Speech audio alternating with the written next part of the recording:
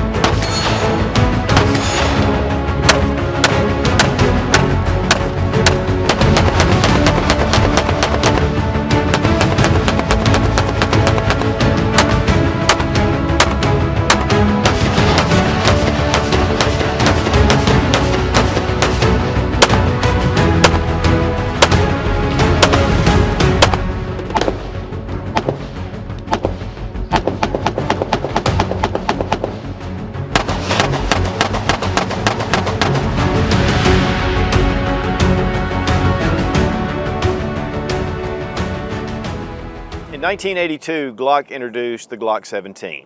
It was Glock's first handgun, and it was to compete in the Austrian military trials where they were replacing their handgun.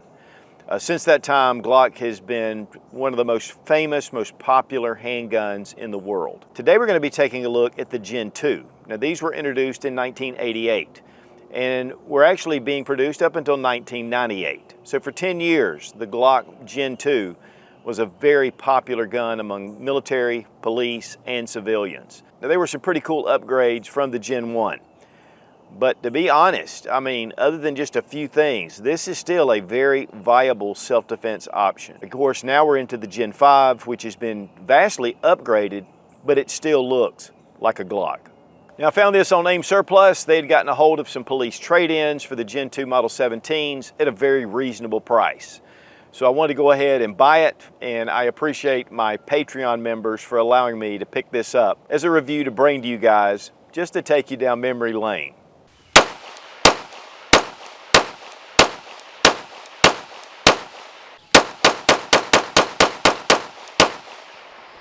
The Glock Gen 2 Model 17.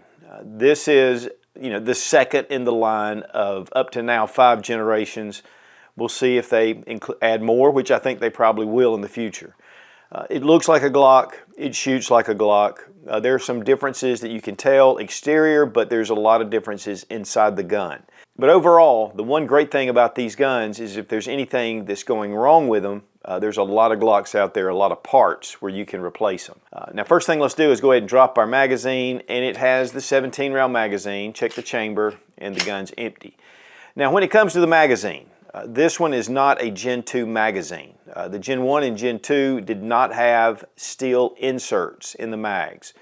And that would cause them sometimes to deform and possibly swell inside the frame. And then they went to the steel insert, which you can tell right here by this little metal piece right here and along the feed lips. And then also you can look at the witness holes and you'll see a little bit of metal that comes through. And that gives it a lot of rigidity. This particular one was during the assault weapons ban, and you can see that it's restricted for law enforcement and military. And so that makes this kind of a cool magazine to have. I have a few of these, but at one time, you couldn't buy these type magazines. But the great thing is all of your different Glock magazines will fit. It doesn't matter what gen it is, they work in these guns. It has a 4.5-inch barrel, again, which is typical for your 17. It's got the polygonal grooves, which really means that you don't want to shoot a lot of lead reloads or lead bullets. The lead will collect in the polygonal grooves, and it can cause a catastrophic malfunction. And so you want to be careful if you are a reloader to make sure you reload jacketed bullets for these. But one of the big things that was the difference between the Gen 1 and the Gen 2. Now I don't have a Gen 1. I do have one of the Gen 1 classics that Glock reintroduced. I have it on the way. So we'll look at that when we get it. But the sides here are very muted. I mean, there's not a lot of texturing on the grip. And then when it comes to the back, they've added texturing here and then serrations near the top. And then here at the front, we have texturing all along the front and on the front of the trigger guard. And so that was an upgrade over the Gen 1. And pretty much, except for a few internal differences, that was really the big deal. It did not come with an accessory rail. which was later on actually the Gen 3. And of course it doesn't have the finger grooves, which honestly I prefer. This just makes the blocky feel of the Glock just a little bit more thinner in your hand, and I like that. Now if you have bigger hands, you'll like the finger grooves. And a lot of people do, and honestly I shot them like that for a number of years, and still do. In 1992, they did an upgrade. It was actually a recall for some of the parts because they were having some problems that this was not drop safe in certain conditions. And so a few guns had gone off when they were dropped, and so Glock just sent out the parts and you agreed to install them. I do not know if this has the upgraded parts or not. Again, 1992, it was already in production for 4 years. Now there are serial numbers. You can look up the dates to see when your Glock was produced. And honestly, it's a little bit cryptic. It didn't seem that my serial numbers matched up with the ones given. It didn't even have some of the numbers. So I'm not really positive when this was produced. One other thing about the Glock, and this was on the Gen 1 and Gen 2, it has more of a kind of an anodized, parkerized finish on the slide. It must have been before they went with that tenifer finish, which is traditional for Glocks in the Gen 3, Gen 4, then they went away from that to more of a nitride finish. The barrel in the Gen 1 was silver, and then they upgraded it to this black. Of course, the serrations are pretty much the same. It still uses the standard Glock sight pattern. This one does have night sights. They're long gone, long spent, but you can replace those pretty easily. One thing I do like about the night sights is that they are metal, and they still function as sights even without the tritium. And so with that white outline, it gives you a great sight picture. And so really to me, having the metal sights on this is really a bonus. Now you can see right here it had some scuffing, and this must have been dropped at some point. But to be honest, it doesn't have any real holster wear, and really there's no marks here on the barrel, which usually means that it's been shot a lot. It's just got very little, and I shot about 500 rounds through this, and so that would account for this little bit of metal showing. But otherwise, when I got this, I mean, it was really clean, except for right here at the bottom. These were used for law enforcement, and so, you know, there's a lot of different conditions. But typically with law enforcement, at least during this time, there wasn't a lot of training as much as there is today. I think they've really upped the training regimen. It is a little slick where it's been held, maybe put in a holster, and so it just wore a little bit. You can see it's a little bit shiny, but overall it's in really good condition. One thing too they started adding with the Gen 2 is they put the serial numbers with a stainless steel plate right here, which they still do that today. I think the Gen 1s didn't have that, and so that's one of the reasons the ATF really pushed that they, you know, had this a little more permanently marked for their serial number, even though it is on the slide and it's on the barrel. But the frame is what makes it the gun. And the recoil spring was upgraded to a one-piece recoil spring assembly. The original was a two-piece with a small tube. But if you've ever wondered why the Glock has this cutout cavity at the back, and I've been guilty of putting a plug in that, you know, there are different plugs you can put in here and just kind of finish this off. But this is made to be able to grab these magazines, and especially when it was all just polymer. And so as I hit the magazine release, and if the gun gets jammed in any way, I can take it and I can rip that magazine out. With the polymer mags, with a reputation of, you know, kind of swelling up, that was very important. And so really I can grab it even with a plug here. Without the plug, I can get my hand up in there and really be able to pull that out, because sometimes it takes some force to get those mags out. Now here we have a Gen 3, and this is actually a Model 22, but it's going to have all the same features of your Gen 3. And this was actually also a police trade-in. A lot of the 40 calibers were traded in over a period of time, and they were coming in very reasonable. The great thing is you can switch that out for a 9mm barrel, and then you have 9mm and 40 caliber. And that was one of the things I really liked about it. But you can see it has the finger grooves. It has about the same texturing with this model, but they did upgrade to the RTF, or the rough texture frame, for a while. And so that made it a little bit better. But really, to be honest, the finger grooves are pretty much the same design, it just has finger grooves. And of course, we do have an accessory rail with the Gen 3. And there are some internal changes that upgraded the Gen 3 over the Gen 2. And we have that kind of a tinifer finish, which gives it a little bit of sheen. And you'll notice the Gen 2 is very matte, and the Gen 3 has a little bit of reflection, and it's a very hard surface.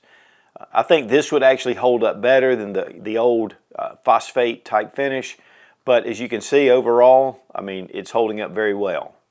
Another big change with the Gen 2 to the Gen 3 is the Gen 3 had a 3-pin system. So you'll notice there's 2 pins above the trigger and then the pin at the back for your trigger housing. Here we have just 1 pin and 1 pin at the back. One of the reasons why they switched up to the 2-pin is they started doing .40 caliber. And with .40 caliber, you needed that extra pin, and so they just made it across the board with the 9 and the .40 caliber. But here we have the 1 pin. What's really ironic is the Gen 5, which we have here, has 1 pin. So they've gone back to the 1 pin, they've gone back to no finger grooves. When it came to the Gen 4, one of the big changes was the recoil system, and it was upgraded. And here I've got actually a Wheaton Arms barrel in this one, but as far as external, this is pretty much just like the Gen 3 as far as all the different external changes. One of the big differences though with the Gen 4 is we were able to switch out our mag release. And so that allowed you to be able to switch this out. Now this is a Gen 5 magazine. I love these, and I have quite a few of these. But it has the cut on the other side, and that allows for you to be able to switch out your magazine release. On these older magazines, you can see it's only on one side. And so this is not switchable, and there's no mag catch on the other side. And so that is one thing that the Gen 3s did have, but when the Gen 4 came out, it just gave you a little more extension. Plus, on the Gen 4s, we do have backstrap options that can go on here. So this actually, with the Gen 4, made it a little bit more narrow than it did with the Gen 3. Now we have the Gen 5, and again, it only has the 1 pin like the Gen 2. And also it does have the accessory rail, it does have front slide serrations, and it has the MOS version, which, you know, the Gen 4s had that MOS, and that just allowed you to attach a red dot sight. Much more aggressive texturing, there's hardly any right here on the side. But really, to be fair, what you're gripping is the front and the back strap. And that's where you're getting most of your recoil management. The side panels are not as important. But in a very high stressful situation, you want all the grip you can get on a handgun. I mean, and this really helps, and it gives you extra biting power. With the Gen 2, it's a little bit slick feeling. Again, you do have this at the back, but you don't feel like you have quite as much control as you do with the Gen 5. But one thing I found overall is when shooting this gun, it was a pleasure to shoot, and the grip was not an issue. Now, one thing about the Gen 5 though is I have one of the performance triggers installed in this one. You know, they're about $100. I've done a review on it. But unfortunately, it is only for Gen 5. But we still have that little trigger safety, which is known as the safe action trigger. And it's going to block any kind of action if you don't hit it right in the dead center. But as we bring it back, we have some take up, and it hits a wall. Now, it's a little bit spongy right up front. Then we pull the trigger. It's got that standard Glock spongy feel to it. Reset, not too bad. Honestly, it feels like just a standard Glock trigger. And we'll check the trigger pull weight with our Lyman trigger gauge from Brownells. 5 pounds, 14.5 ounces. 5 pounds, 6.3 ounces. Guys, it's coming in about 5.5 pounds, and that's what Glock says that these triggers do, and it's across the board. Now with the Gen 2, we do have the cut. Of course, again, it has some roughness right here. With the Gen 3, we have a cut at the front of the grip. With the Gen 4, you don't, and that's where they switch things out. The Gen 5, same thing. There's just no cut at the front. When it comes to weight on the Gen 2, 24.9 ounces, while the Gen 2 Glock 17 was introduced in 1988. Not long after, the Glock 19, the Glock 22, the Glock 41, which was in 357 SIG, and then in 1990, the Model 21 and Model 20, 45 and 10 millimeter, were introduced. And so when the Gen 2 came out, a number of different models were introduced along with it, or just not long after. I want to thank Fiocchi for sponsoring the ammo, all made in the USA, one of the largest suppliers of ammunition in the country. And also we appreciate Lula Loaders. The Mag Lula is awesome.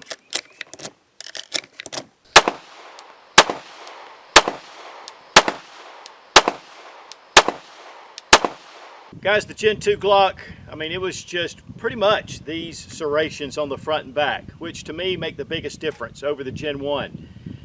Shoots like a Glock, handles like a Glock. You know, I mean, and really when you're shooting it, even when you're shooting a Gen 5 with the more texturing, there's not a whole lot of difference. There's a lot of internal differences, but overall, I mean, it's still a Glock 17, just like the Gen 5, but just a little more, you know, back to the roots of the Glock.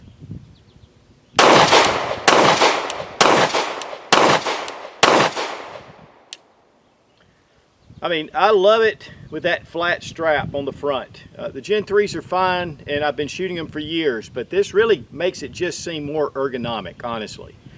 Of course, no accessory rail, which is a detriment in some ways, but yet it makes it look really trim and slim. The night sights on here are already petered out, but they're steel and they have those dots, you can pick it up. You know, no front slide serrations, that kind of stuff, but that didn't really come until the Gen 5. But overall, I mean, it's just like if I had a Glock 17 sitting on the table, I'd pick up this one just as fast as I'd pick up any of the others.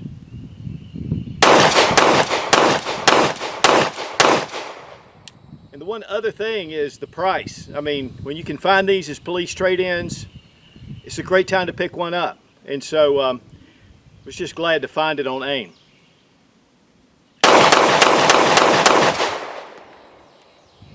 It's a Glock.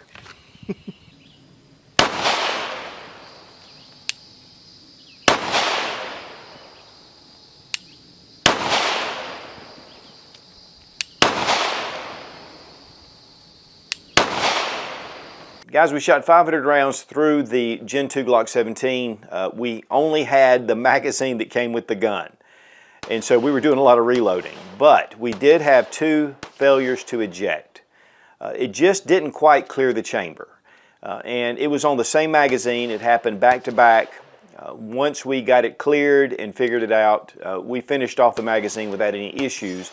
And then for the rest of the day, we didn't have any problems. I'm not sure if I just didn't clean it before we left and there was something there that was causing a little bit of malfunctions. But the great thing about a Glock, but whatever generation you have, is there are parts out there. So if you do have any kind of issues, you know, you can replace them. And that's one of the beautiful things about the Glock. Well, let's disassemble the Glock Gen 2. Check the chamber, it's empty. Just like standard, pull the trigger, safe direction, pull back on your slide, pull down your takedown tabs, and it comes right off. Again, you have the first time, it's a recoil guide rod assembly. And then we have our barrel, and we have our slide and frame. Still have the ramp, we still have our striker safety pin right here. But overall, I mean, it's just a lot like the Glock. We'll look at a couple of other differences that we can tell with some of the others.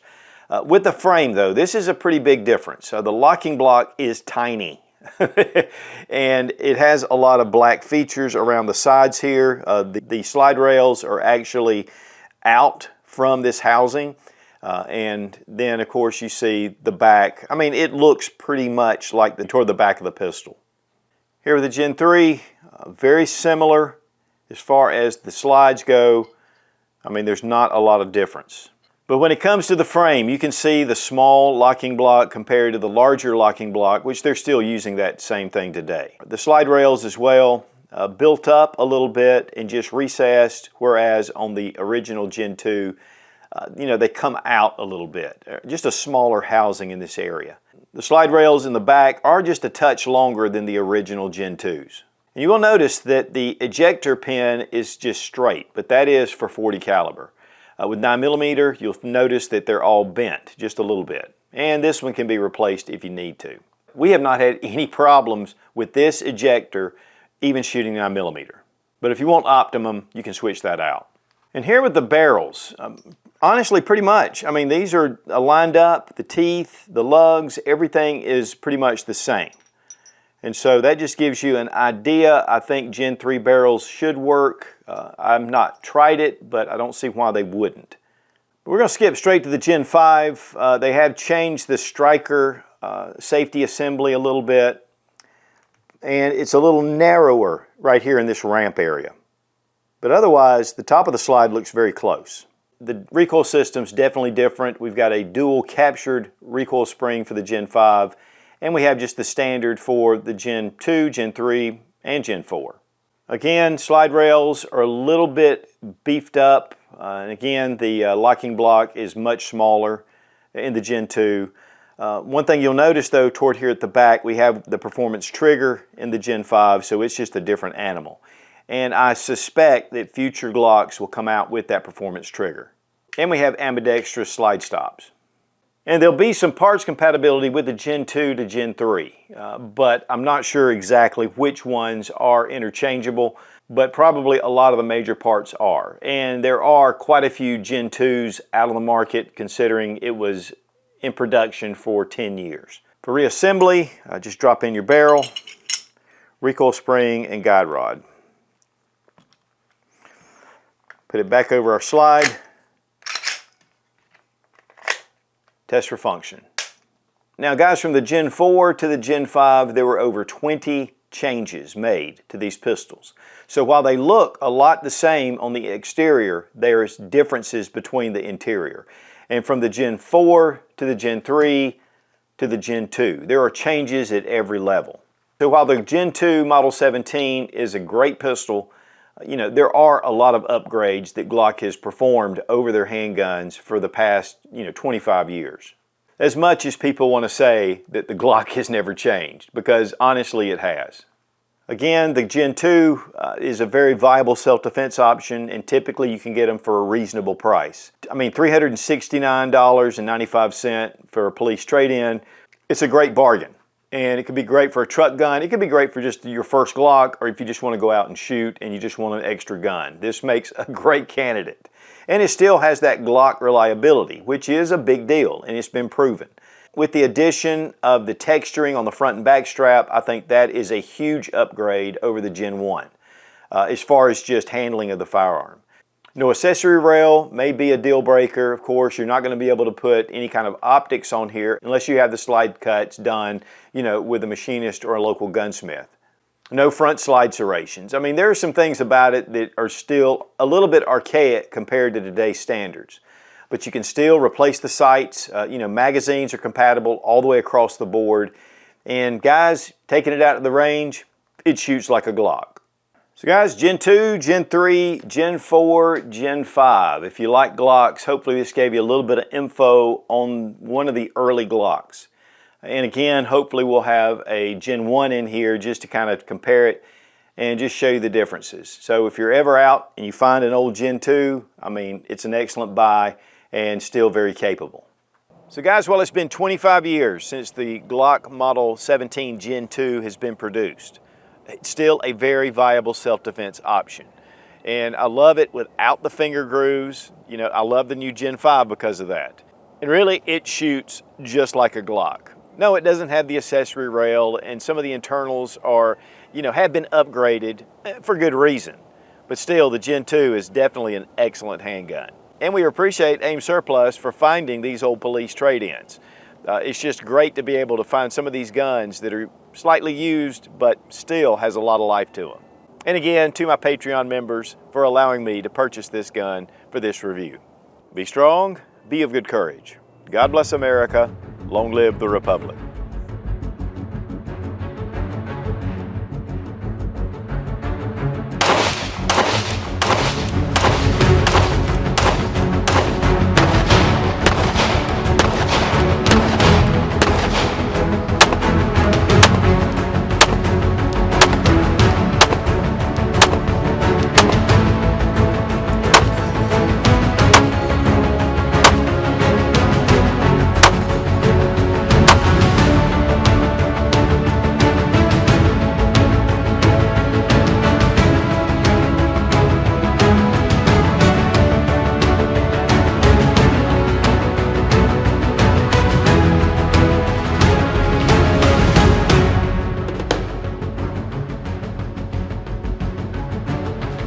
and take a walk down memory lane. Memory lane.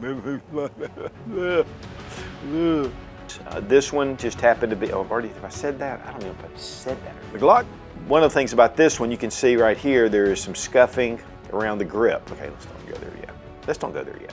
So I decided to purchase it. Okay,